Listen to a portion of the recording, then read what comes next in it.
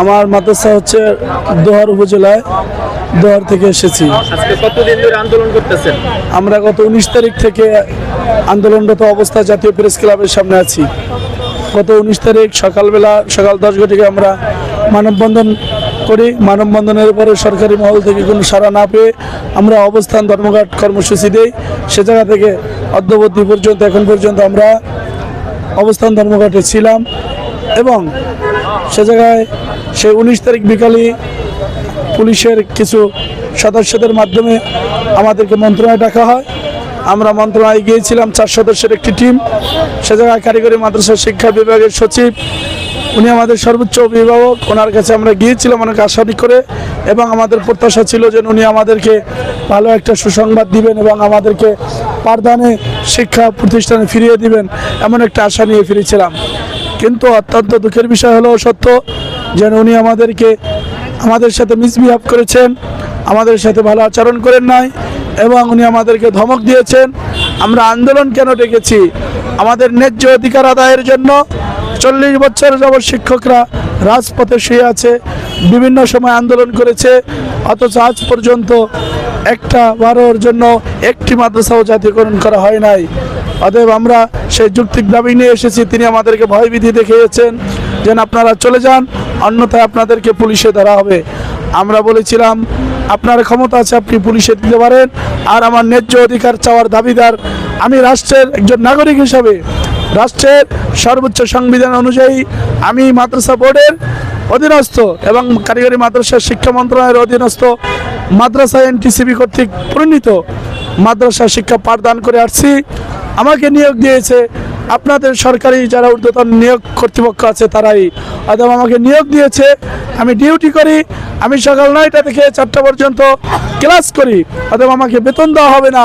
আর আমার সেই দাবি চাইতে গিয়ে, ন্যায্য অধিকার চাইতে গিয়ে আসার ফলে আপনারা আমাদেরকে পুলিশে দিবেন। অতএব আমরা আপনাদের ক্ষমতা পুলিশে দেওয়ার, আর আমাদের দাবি হচ্ছে ন্যায্য দাবি চাওয়ার। অতএব আপনাদের মন চাইলে দিতে পারেন। কিন্তু আজকে দেখলাম সেটার বাস্তবায়ন হলো, তারা পুলিশে না দিয়ে পুলিশের হাতে আমাদের সাধারণ শিক্ষকদেরকে কিভাবে লাঠিচার্জ করেছে, জল কামান মেরেছে আপনারা দেখেছেন। সাংবাদিক ভাইরা, আপনাদের মাধ্যমে বাংলাদেশ সহ সারা পৃথিবীর মানুষের কাছে আমরা এই তথ্যগুলো পৌঁছাতে চাই। গত বিপ্লবে, জুলাই বিপ্লবে যেই সমস্ত ভাইয়েরা শহীদ হয়েছিলেন, তারা এই বৈষম্য দূর করার জন্য জুলাই বিপ্লবে তারা আন্দোলন করেছিলেন। ফ্যাসিস্ট সরকারকে হটিয়ে বড় বুক ভরা আশা নিয়ে তাদের সাথে আমরাও সংগ্রাম করেছি, আন্দোলন করেছি, ফ্যাসিস্ট সরকারকে রুখে দিয়েছি। আজকে আমরা অনেক বড় আশা নিয়ে তারপরে জুলাই বিপ্লবের পরে আমাদের ন্যায্য দাবি নিয়ে আমরা এসেছিলাম প্রেস ক্লাবে। সে সময় আমরা মানববন্ধন সহ অবস্থান ধর্মঘট করি এবং মাননীয় প্রধান উপদেষ্টা মহোদয়ের কাছে আমরা স্মারকলিপি প্রদান করেছিলাম। তখন মাননীয় প্রধান উপদেষ্টা আমাদের স্মারকলিপি বিবেচনা করে কারিগরি মাদ্রাসা মন্ত্রণালয়ে পাঠানো হয়। সে জায়গা থেকে মাদ্রাসা শিক্ষা বোর্ড এবং মাদ্রাসা অধিদপ্তর আর হচ্ছে গিয়ে ঢাকা বিশ্ববিদ্যালয় গবেষণা কেন্দ্রকে দায়িত্ব দেওয়া হয়। সে জায়গা থেকে আমাদের 6 দফা দাবি ছিল, সেই 6 দফা দাবির উপরে জাতীয়করণের প্রস্তাব দেওয়া হয়। কিন্তু আজকে 6-7 মাস গত হয়ে যাওয়ার পরেও সেই দাবি অথবা সেই প্রজ্ঞাপন জারি করা হয় নাই। আমরা নিরুপায় হয়ে আবার মানববন্ধন করেছি। তারপরেও সরকার মহোদয় থেকে আমরা কোনো আশ্বাসের বাণী পাই নাই।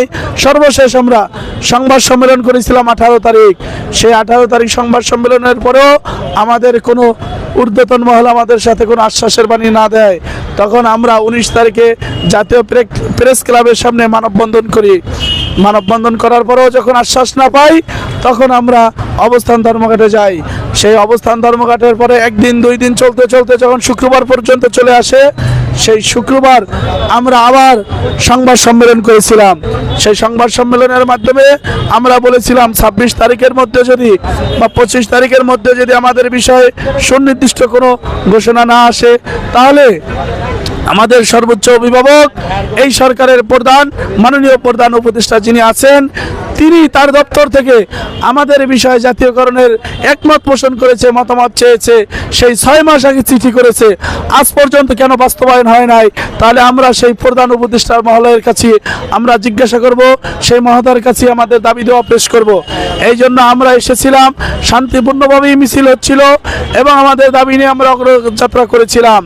পুলিশ বাহিনী তারা আমাদেরকে বলেছিল, আমরা চেয়েছিলাম মৎস্য ভবন দিয়ে তারপরে যাব, কিন্তু তারা বলছিল এই রোডে নিয়ে আসতে। আমরা তাদের কথা শুনেছি, আমরা তাদেরকে সর্বাধিক সাপোর্ট করেছি। রাষ্ট্রের আইনের প্রতি আমরা শ্রদ্ধাশীল, আমরা শিক্ষক। ওই পুলিশ আমার মতো শিক্ষকের কাছেই পড়ালেখা করেছে, আমার মতো শিক্ষকের কাছে ও শিক্ষা অর্জন করে আজকে এসি হয়েছে, ও ডিসি হয়েছে, ও সচিব হয়েছে। ওর যখন সর্বপ্রথম যেই শিক্ষাটা অর্জন করেছিল ওর হাতে করে আমার মতো শিক্ষকরাই দিয়েছিল, কিন্তু ওরা নির্মমভাবে আমাদের এই শিক্ষকদের উপরে অত্যাচার করবে আমরা বুঝতে পারি নাই, লাঠিচার্জ করবে, টিয়ার সেল নিক্ষেপ করবে এটা আমরা বুঝতে পারি নাই। এ জায়গায় এসে আপনারা দেখেছেন বিভিন্ন মিডিয়ার মাধ্যমে এবং বিভিন্ন সাংবাদিক ভাইদের মাধ্যমে আপনারা দেখেছেন কিভাবে করে আমাদের শিক্ষকদের উপরে, শিক্ষিকা বোনদের উপরে যেভাবে তাদের গায়ে হাত তোলা হয়েছে, তাদের স্পর্শকাতর স্থানে আঘাত করা হয়েছে। আমরা এর তীব্র নিন্দা জানাই এবং সরকার বাহাদুরকে আপনাদের মাধ্যমে সারা দেশবাসীকে জানাতে চাই, আমরা বৈষম্যের শিকার স্বতন্ত্র ইবতেদায়ী মাদ্রাসা প্রাইমারির ন্যায় জাতীয়করণ না হওয়া পর্যন্ত, ঘোষণা বা গেজেট না হওয়া পর্যন্ত আমরা এই রাজপথ থেকে যাব না।